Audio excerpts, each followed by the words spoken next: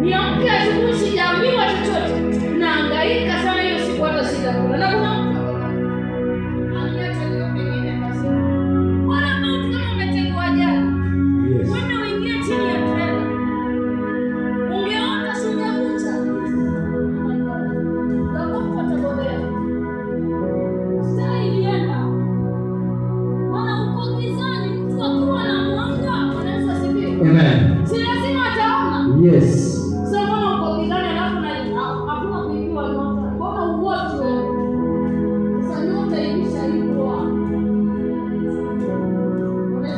Amen.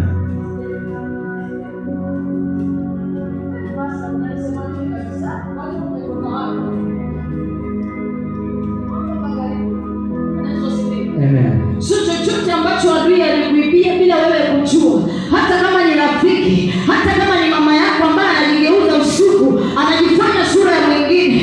Leo Mungu amenituma nikwambie atavirudisha vyote. Hata kama ni dada yako, anatumia nyota yako kibiashara, anatumia vitu vyako. Baada ya hii ibada watarudisha. Siku ya maombi itarudi. Hicho kibali kitarudi. Katika jina la Yesu. Amen.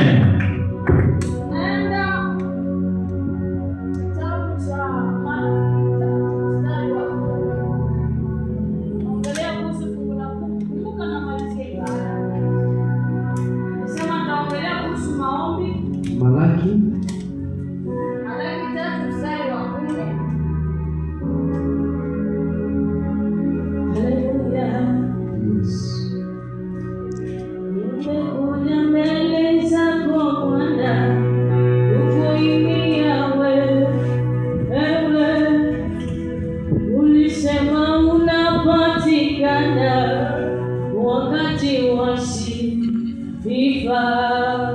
Nimekuja mbele zako Bwana, kukuimbia wewe. Ulisema unapatikana wakati wa sifa.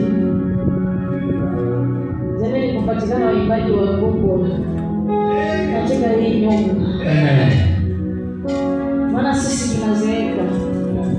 Hivi vitu tulivyovibeba ni nani watachukua? Yes. Utaweza masharti? Masharti ya Mungu ni magumu. Mungu ni mwenye wivu. Akiona umeolewa, umeegemea kwa mpenzi, ataingilia kati mpaka mchokozane kila mara.